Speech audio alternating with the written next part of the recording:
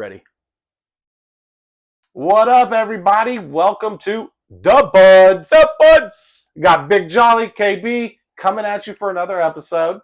What's going on, Big Jolly? What's new this week? And there's so much new this week. There's so much new this week. A couple of things that we're going to talk about. The first conversation is going to be great. The death of ESPN. This is something that you brought up. I'm really excited to have that conversation because it's not what it used to be. Oh man, I completely forgot Our order? We're going to have to start over, yeah. We can leave it in, or you want to start over? Cut that? Yeah, we can cut that. Okay. Yeah, So we can let's cut start that. So we had the death of ESPN. Mm-hmm. Baseball musings. Then we had the Final Four? Mm-hmm. And then we're going to plug, and then scumbag. Yep. Okay. Let me write that down. For some reason, I've got it right here too. For some reason, it's not fucking tracking it. That's why I did that earlier. I just can't focus like I used to. Death of. We'll go ahead and start over. Yeah. Baseball. Using. It's not the daBudz show, because that guy was an asshole. So we're daBudz show. Dude, that's going to be our fucking intro song. So you're going to sing that. Yeah, I got it, man. Yeah. Okay, sorry. Focus. Death of ESPN. Baseball musings. Let's see. Final Four. And scumbag. Did I have that right? The plug and then the Final Four? Or was it the Final Four Final first? Four, plug, Okay. and it was scumbag. Got it. Thank you. And on the fly, if we change the order, like if I'm not going to... ESPN somehow makes sense to follow with the Final Four talk. Yeah. Like if that just if that just organically happens. I'm fine with that. All right, man. Let's try this again. All right. What up, everybody? Welcome to daBudz. You got KB, Big Jolly coming at you again. This week we got some great stuff coming up. Big Jolly, what's new this week? Man, we got a lot going on this week. We've got a couple conversations today. Death of ESPN. Keith and I are going to do some baseball musings. There's a lot going on in the world of baseball. There's also a lot going on in the world of basketball, particularly men's basketball in the Final Four. We're going to talk about some picks there. Then we're going to talk about some things that are coming up this week. I'm actually going to pick up the race car this week. Looking forward to bringing some videos to you of that process and then all the work that we're going to be doing this weekend. And then we're going to be running around town and we'll have videos from the crew. And then we're going to make our next pick for the scumbag of the week. This is going to be your favorite part of the day. Yeah, and this guy that we picked for this week, just to give you a little preview, everybody can agree he's a pretty decisive fella. You know who and he he is your typical New England douchebag. And so guess who he is? Yeah. While we're doing this, see if you can guess. Yeah. We got some good stuff.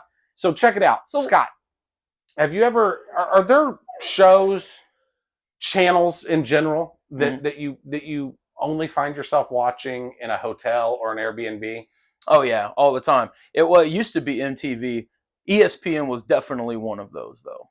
Yeah. So like when I was a kid growing up, every morning I would get up, get ready for school with SportsCenter on in the background. Come home after school, watch PTI, Around the Horn.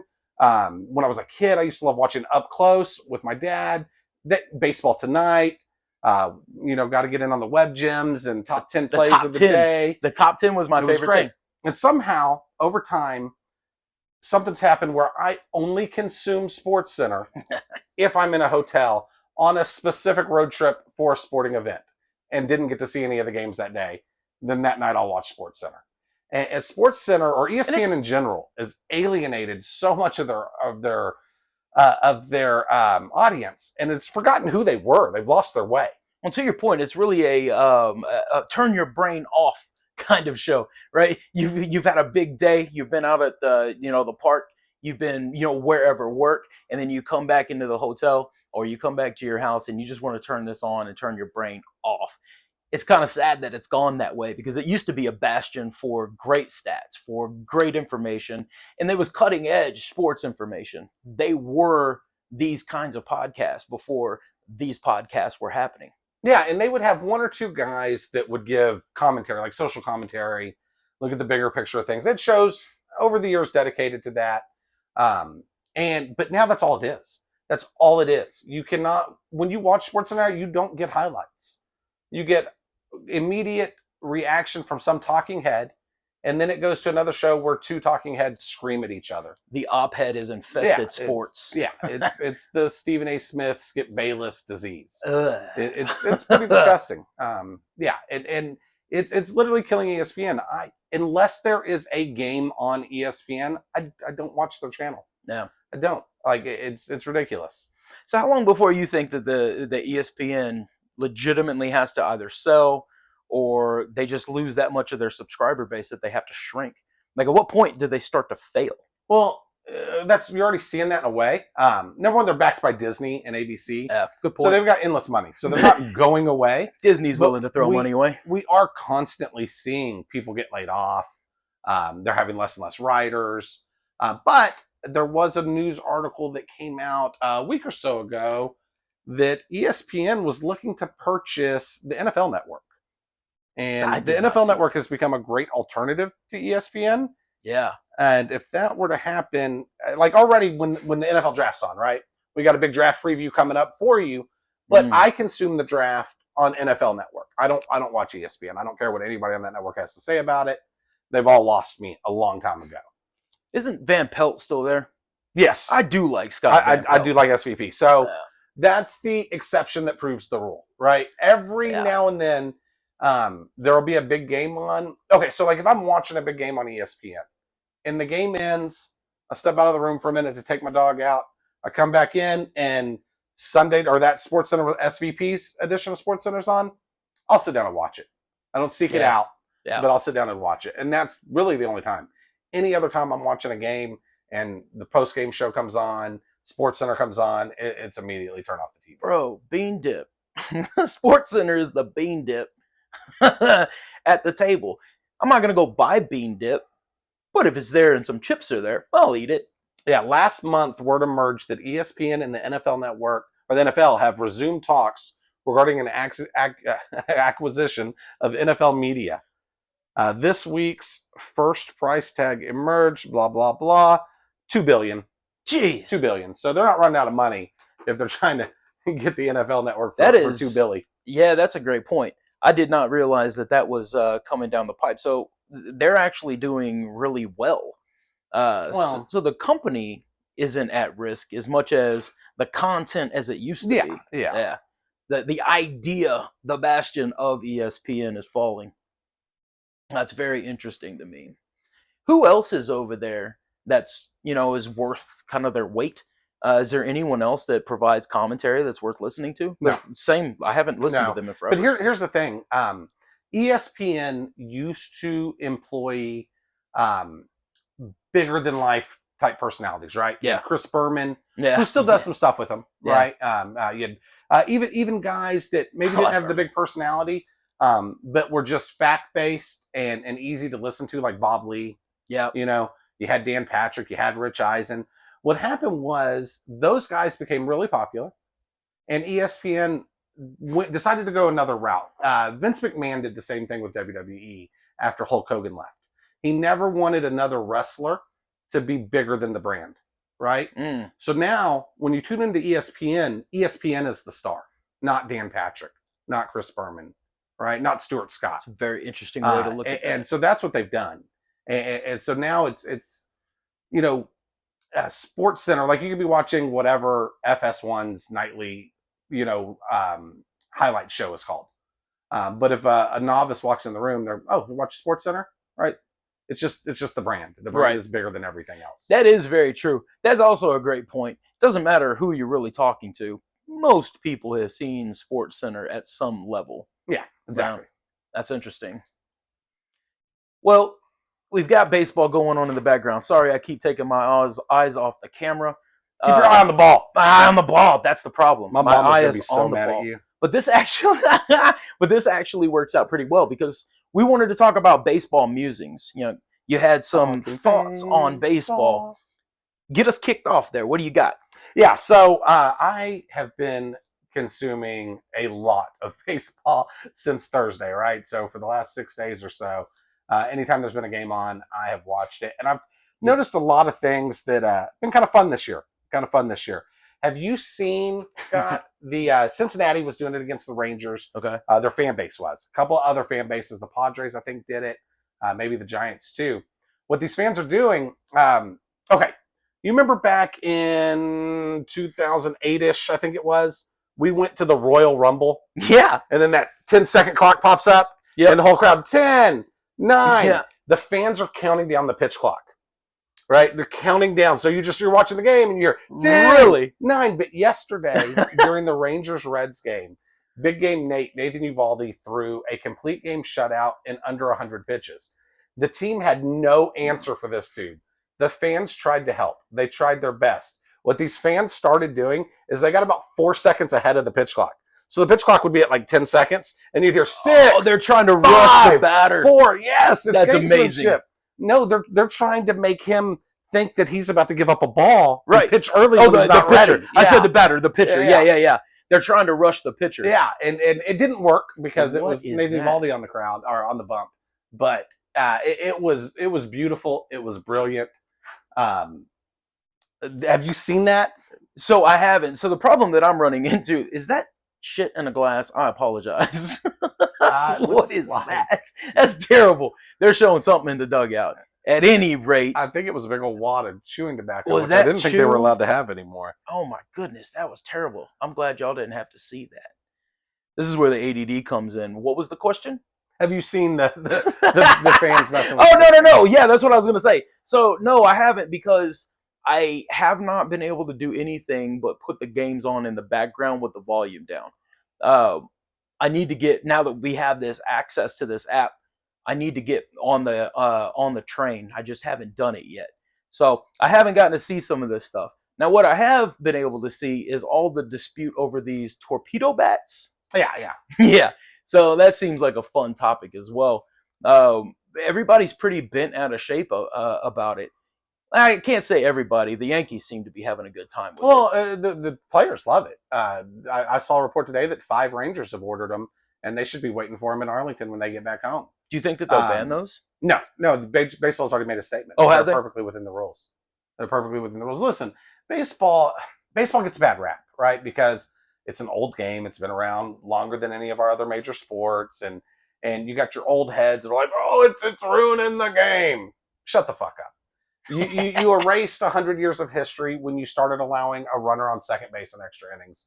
So shut the fuck up. As far as the torpedo bats, listen, the game actually has done a really great job in evolving over the years. There was a period of time where the pitcher's mound used to be higher. And then Bob Gibson had an ERA like under 1. And they went, nobody wants to watch this. Yeah. So they lowered the mound. The game became more competitive. The game had gotten stale. There were no more stealing bases, hit and runs, things like that. The league went, you know what? Let's make the base bigger.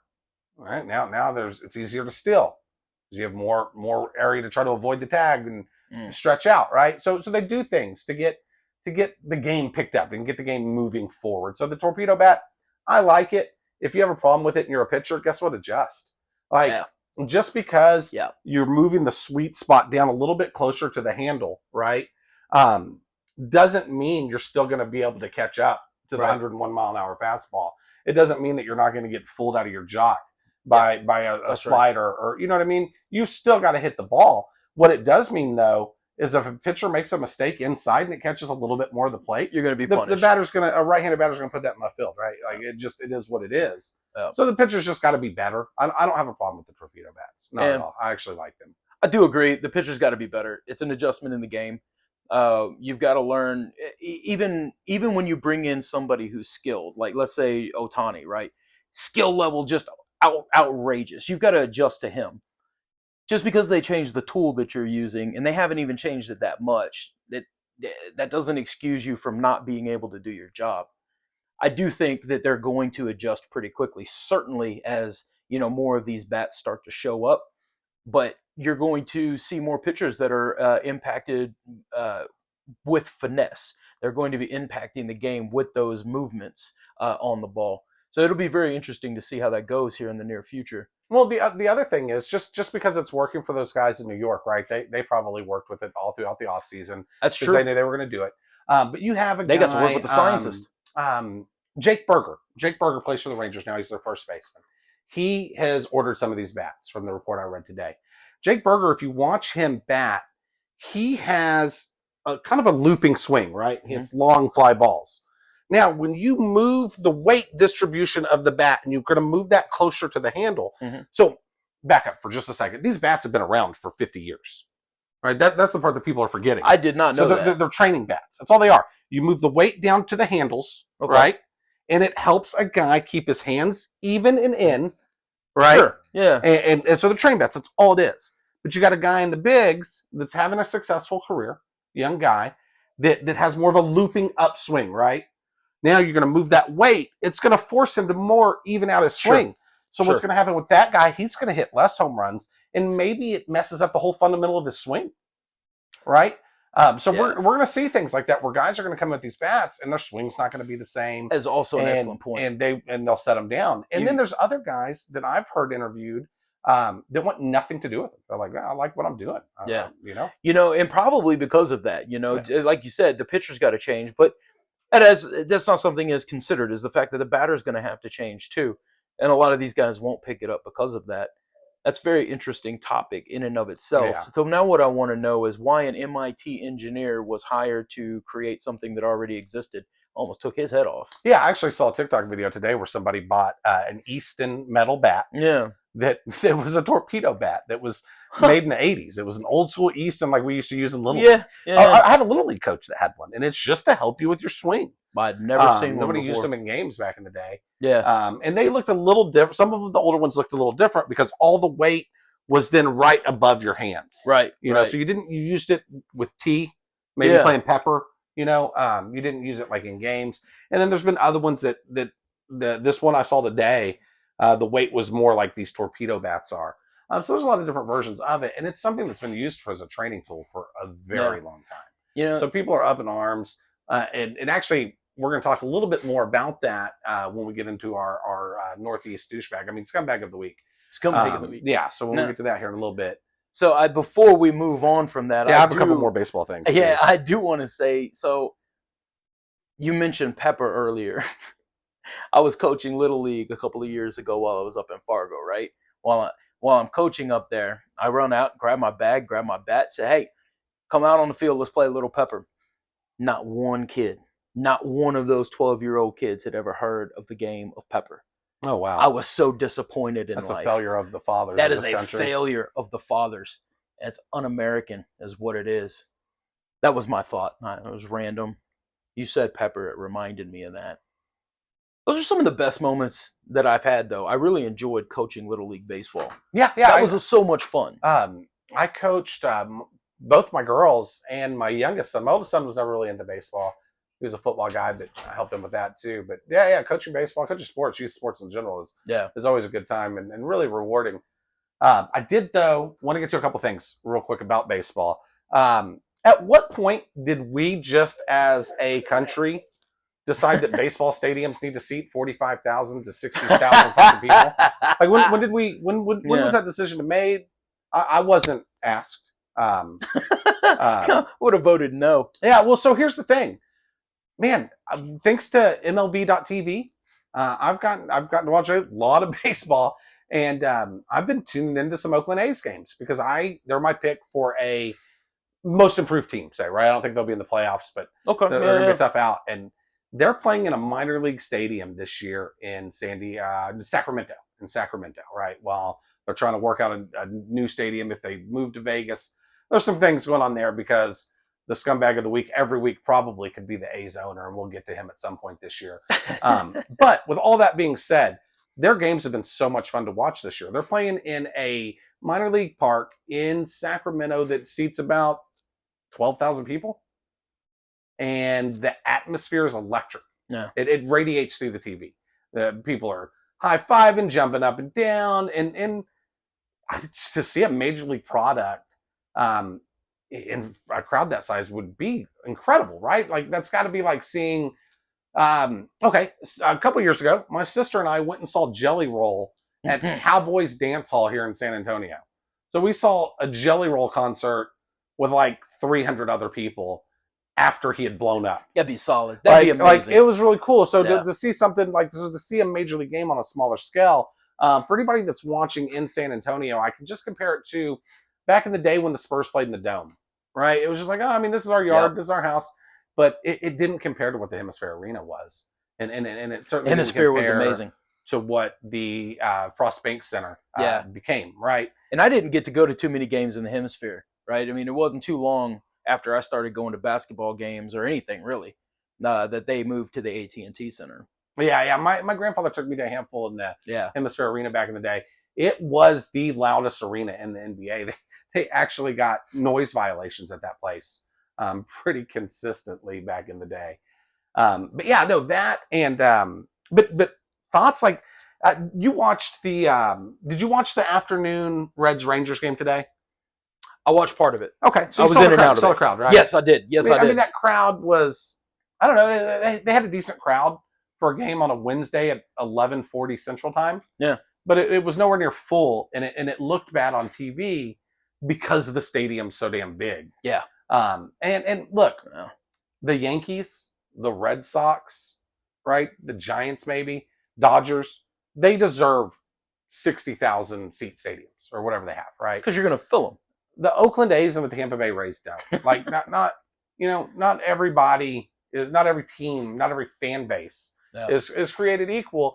And whenever I would watch an Oakland game in the past, right, it was very much like watching sports during COVID because there was nobody there. And it's depressing and it's sad. Do they still pipe in? No. Instead of seeing the cardboard cutouts behind home plate, you just see like nine people from Oakland. From Oakland, you know what I mean? Like, that's a terrible. Yeah, song. Yeah. One guy's stabbing a guy, another guy's picking his nose. Like, it's just another day in Oakland. But yeah, it's been fun to watch. If you do have the opportunity to check out some of their games, I haven't watched a home Rays game yet. Okay. I'm curious what that looks like in a minor league stadium. But honestly, the A's games have been fun. I really encourage you to check them out. Yeah, I'll have to check that out. It's been a good time just seeing people interested in baseball in a franchise that has a tremendous history, right? Like Reggie Jackson, Raleigh Fingers, the Bash Brothers, Dave Stewart. Like, it goes on and on and on. And the fan base, the ownership, shit on the fans, so then the fans just stop going. Right.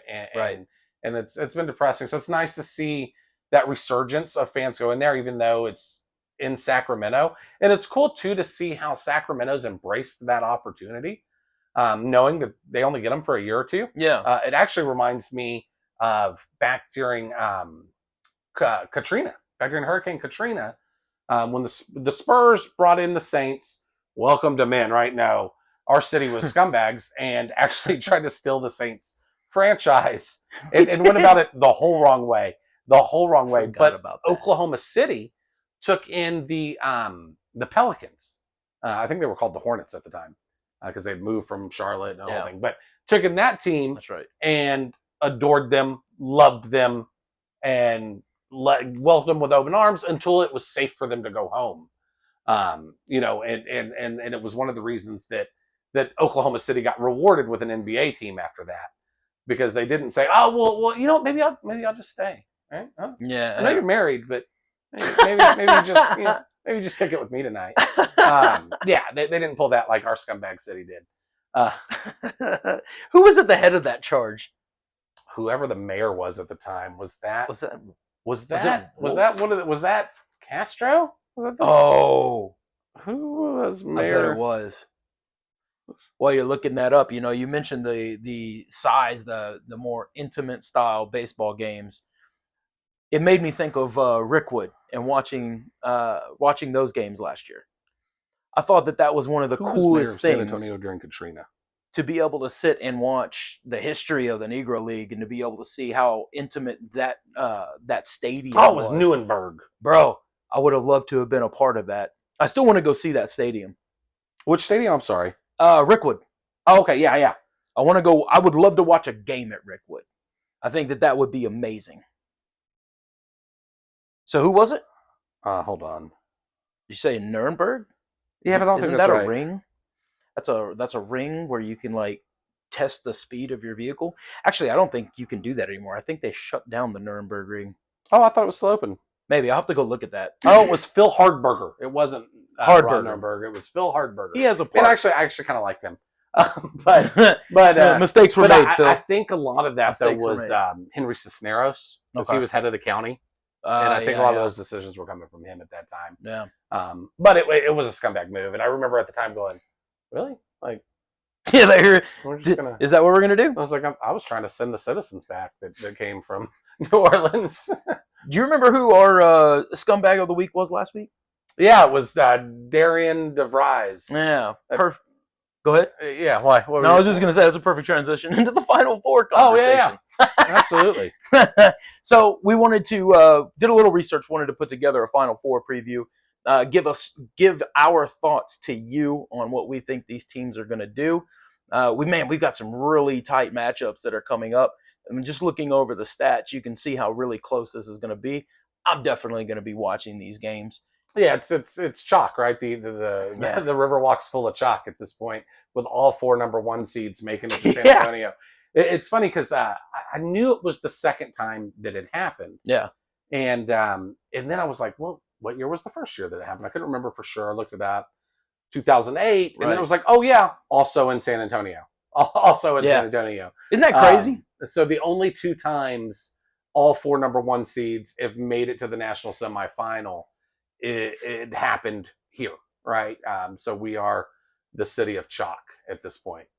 So I'm thinking that I was reading that Houston is already here. Likely, they were coming down this afternoon. Yeah, it's a short bus ride. It's a short bus ride. Maybe we can go. I guess no drive in Houston is short, right? With that traffic. Yeah, I wonder how glad they are to be out of Houston.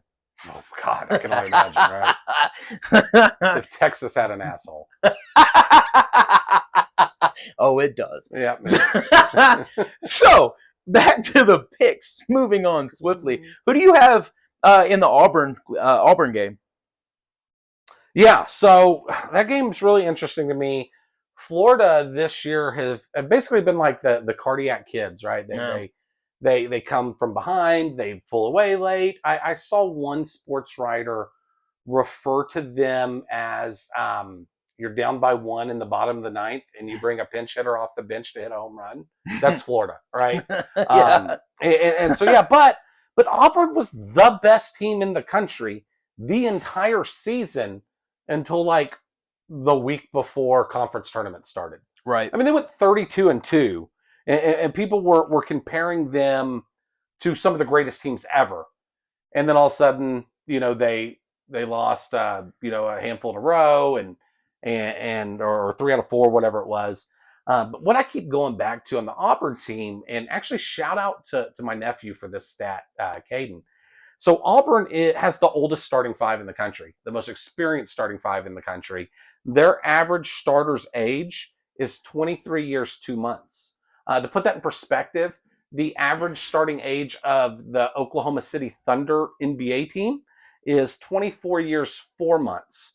So just roughly a year older is maybe the youngest team in the NBA, right? Or one of the youngest teams in the NBA. And so I look at it like this, right? These teams both have playmakers, okay? The Naismith Player of the Year, or the National Player of the Year award, it's a 2-man race, right? It's between Broom, who we talked about last week, and hopefully everybody's checked that out, and Cooper Flagg from Duke. So there's a very good chance that we see these guys going in the finals. Amazing. And what's even cooler is that trophy is getting presented pregame right before Houston and Auburn take the court. Now, here's the thing: Cooper Flagg's going to win that, right? Like for most of the season, it was Cooper Flagg's to lose. Broom's in the conversation, but Flagg's going to win. Now, if you're a competitor, if you're an athlete, and you just see the top individual prize go to somebody that you could potentially go one-on-one with in the finals right before your semifinal game, that's got to give you a little extra oomph, right? That's You got to would give you a think. little extra oomph. So my prediction comes down to that and coaching. Okay, Bruce Pearl has been one of the best college coaches for a very long time. He I think he's the second best coach in college without a national championship. And I'm racking my brain. I don't remember him ever winning one. Not the first best coach without one, and we'll get to that guy in a moment. But to me, Bruce Pearl, with his history of winning, I think Auburn's going to have the best player on the floor. I really do. So I've got Auburn in that game.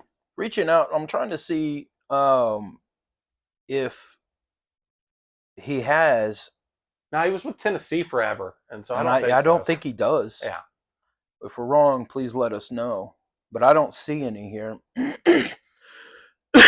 So, conversely, I'm going to take Florida. I like Florida. Now, hey, real quick. Mm-hmm. Before the tournament started, when I filled out my bracket, like everybody else filled out one, I had Florida winning it, right? This, just based on what I've seen the last couple of weeks, I'm going with Auburn.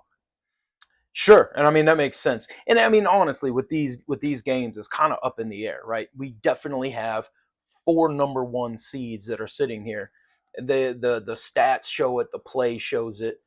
The one thing that I think that Florida has that Auburn might not is that third quarter push. So there have been quite a few games where, under 7 minutes, under 15 minutes, these guys are going on crazy runs. There was a 53-point run in less than 17 minutes against Norfolk State. So these guys have a tendency to come on at the end of the game when they really need to. So they've got that grit, that spunk, and I think that that's going to carry them through because they're going to be able to pull themselves out of what is going to be a dogfight. Yeah, no, absolutely. That's why I refer to them as the Cardiac Kids, and I think it's going to be a tremendous game. Here's the thing. Okay, so you're picking Florida to win the game. I'm picking Florida. Florida's favored by 5. Do they cover the spread? No. Okay. No. So I'm picking Auburn to win outright. No. This big jolly mofo over here is picking Florida to win, but Auburn to cover. Yeah. So do with that what you will. Yeah, do that what you will. That's exactly right. With the Duke-Houston game, this is such an interesting one. So I looked into this so deeply because the more I looked at the stats, the more I realized these two teams were so well aligned. But then you start looking at where those stats were generated. And what I mean by that, something very interesting that I found is while Houston is the number 1 defense right now, it has never faced a big taller than 6'8". So we've got a 7'2" guy coming from Duke. I don't know how they're going to be able to handle that big. So it's going to be interesting to see what they do with that, right? To be able to put up defensive stats on people that aren't taller than you, I don't know how impressive that is. So with this one, I am going to go with Duke. I am going to pick Duke. I think flag is going to be too much. I don't think that Houston is going to be able to keep up with his level of scoring. Hell, his own team can't keep up with his level of scoring. So I do think Duke is going to pull out there. Okay. Yeah. So a couple stats for you. Houston is in the regular season and conference tournament this year was making 40% from 3. All right. The college game has become run down, jack up a 3. Run down, jack up a 3. 41.9. They do it as efficiently, if not more so, than anyone. They're averaging 9 3-pointers made per tournament game.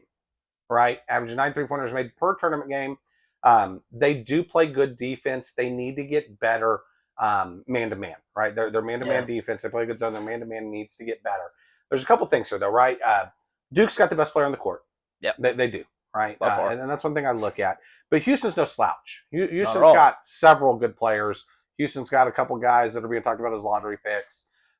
Houston is going to have the home court advantage, right? The game's in San Antonio. They're coming from 2 or 3 hours down the road. Houston. Remember earlier I said Bruce Pearl is the second best coach in college basketball not to win the Natty? Yeah. By the way, I got a notification from our crack research team. Bruce Pearl did win a Natty in 1995, but it was Division II, so it doesn't count. Fuck off. Now, Calvin Sampson is the best coach in the country that's never won a national championship. Yeah. Calvin Sampson had Final Four appearances at Oklahoma, had really good teams that made runs at Indiana. He then went to Houston when they were in a lower conference, built them up, and now they're the best program in the best basketball program in the Big 12. Right, they've surpassed Kansas. Right. In that regard. Not only that, those stats and all the numbers are all great that we're throwing at you, but level of competition matters. It just does. Okay. When you look at the Sweet 16 this year, we touched on this last week. The Big 12 had 4 teams make the Sweet 16. Right. The ACC had Duke. Right. That's it. So Houston played a tougher schedule, tougher conference. The level of basketball is very physical in the Big 12. And so with all that, I'm going with Houston to pull the upset. You're going to go with Houston to pull the upset? To pull the upset. It's hard. It's hard to find fault in that. Like, I mean, they really are a good team. And the fact that their defense is as good as it is, I think it'll be interesting to see what they do with Cooper Flagg. Because when they were interviewing the coach, they said, "What do you do to stop him?" He actually laughed out loud and said, "You don't stop him. You don't. You just find a way to minimize his impact." Yeah. So I think that's going to be. It'll be very interesting to see what a defensive mind does with that. You remember back in the day when the Spurs Lakers had that great rivalry in the early 2000s, right? Yep. And in crunch time in the fourth quarter, you would look up and Malik Rose would be guarding Shaquille O'Neal. Like, yeah. I don't know if you people know who Malik Rose is. Spunky player, right? Yeah. The city of San Antonio loves him. It's like a squirrel running around an oak tree. He was, how tall was Malik Rose? Look that up. Yeah, I'm going to look it up. I think he was like, yeah. Guarding 6'5", like 240.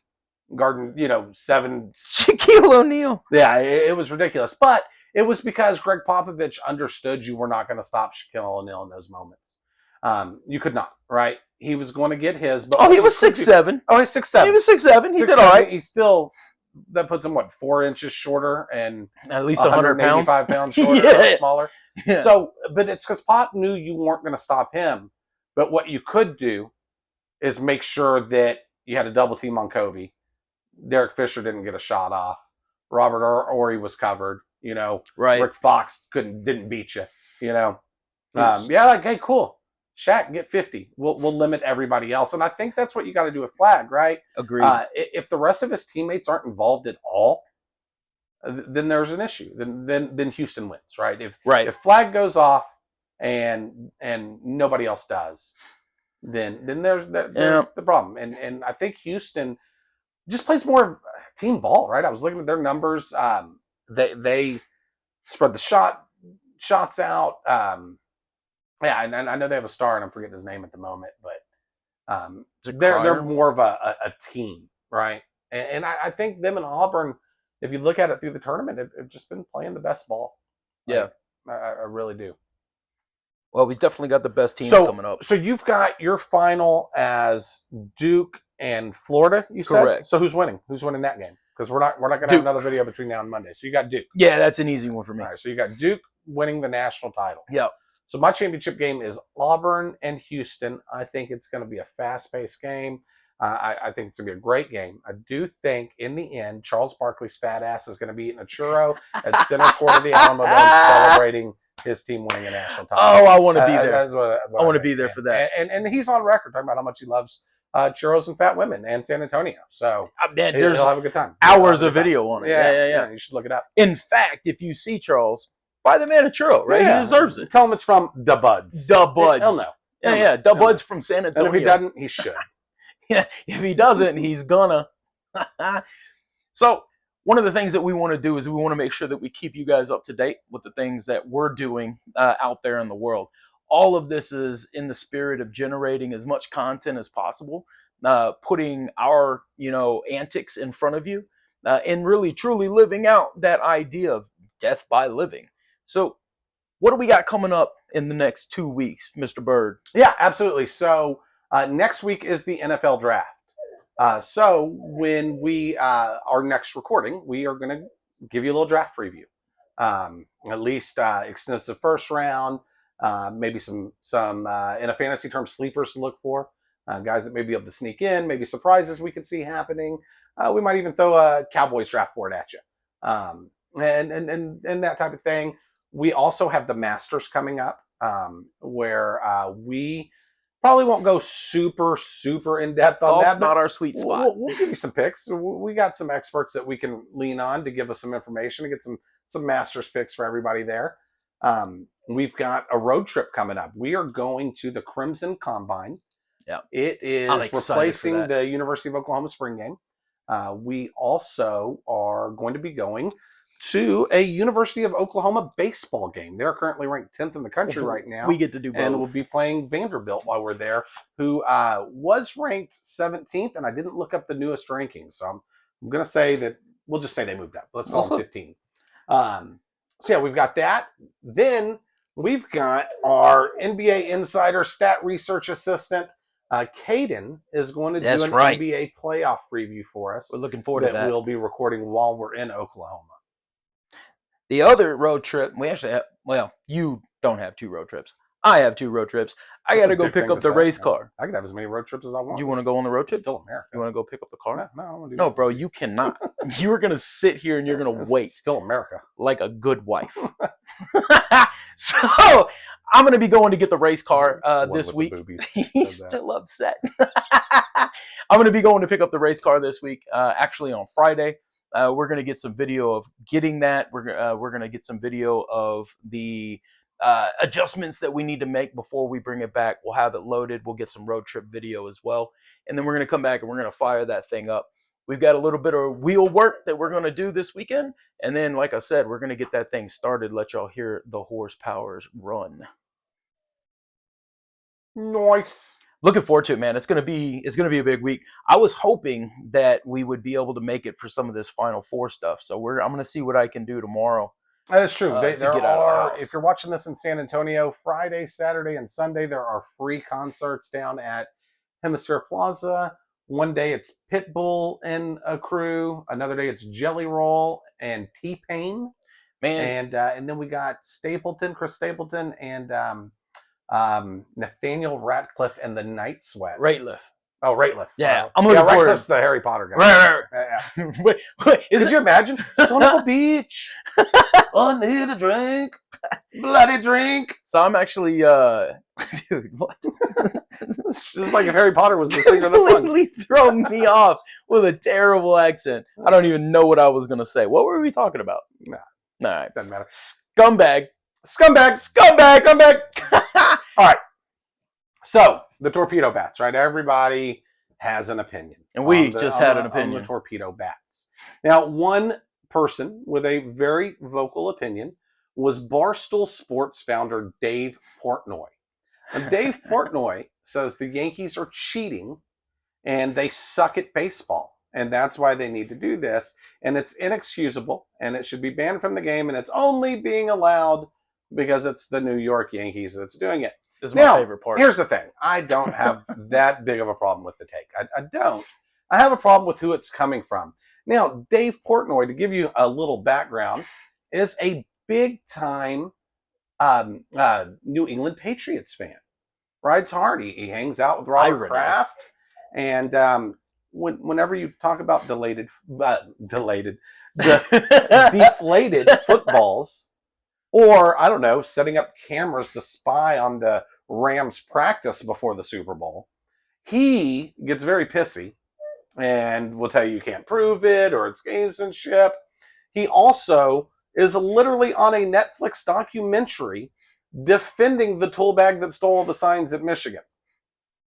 So cheating is okay if Dave Portnoy went to school there or is a fan of the team that's doing it. And that's actually cheating. But the Yankees doing something that is in the rules of baseball is that's Unacceptable. literally in the rules is cheating and unacceptable. Yeah. But spying on your opponent is not. Come on, Dave, do better. He's making the list. Dave, you're on the list. Do better. Hey, Dave, here's the thing too. Another thing that kind of bugs me a little bit, right? And I love the good things you do for small business and your pizza reviews. But one bite, everybody knows the rules, and then you proceed to take 6 goddamn bites, and it bugs me a little bit, Dave. I'm not gonna lie. Dave, do better, bro. Do better, Dave. You can do better. You can do better.